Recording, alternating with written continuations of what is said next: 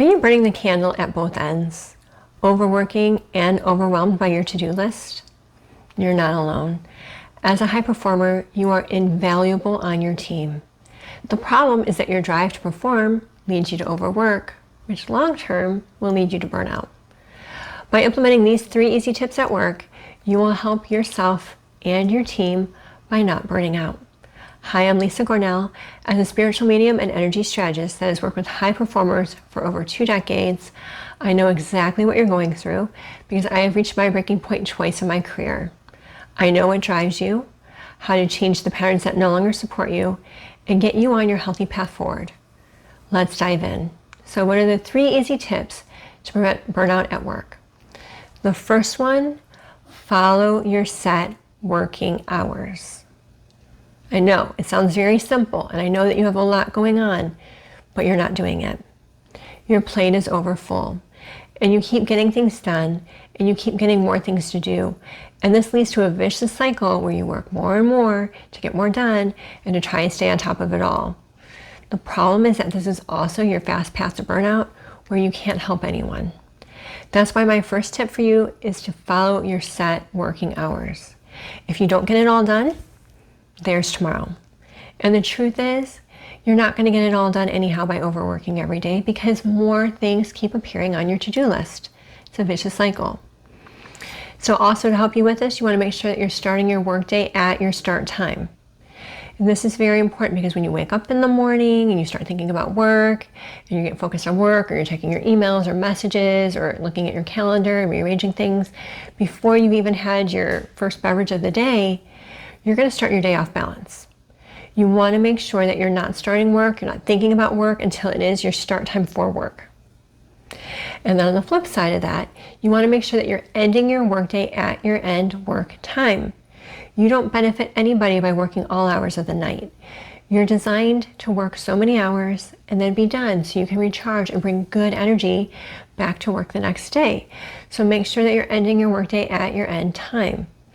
I have lots of videos that can help you with this, and I'll put a couple of them at the end of this video for you.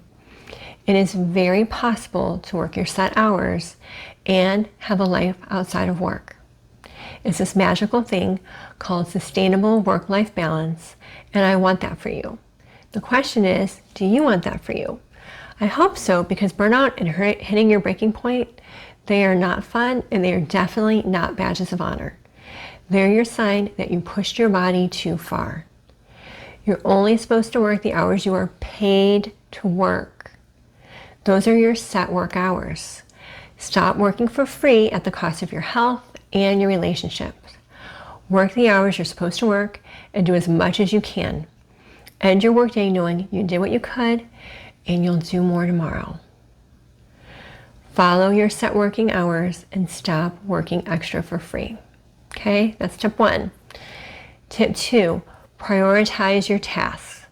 How do you stick to working your set work hours when you have so much to do?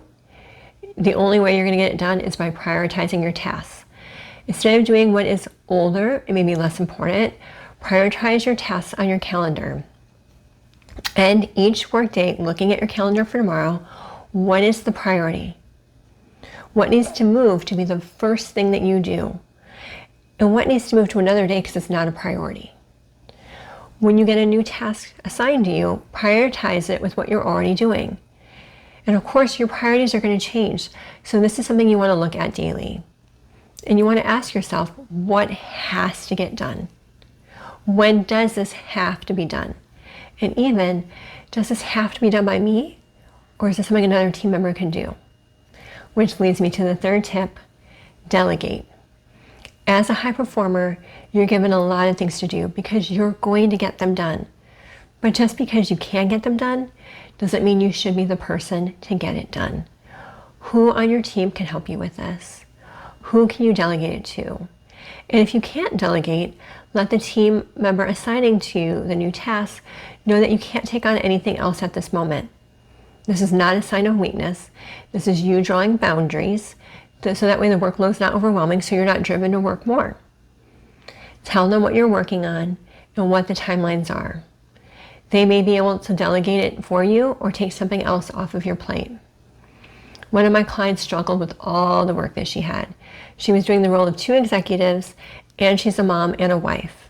Some of her tasks had no one to delegate it to, but she could stop taking on new tasks because those new tasks were creating longer deadlines, longer days, and the lower priority tasks were not needed on her schedule anymore.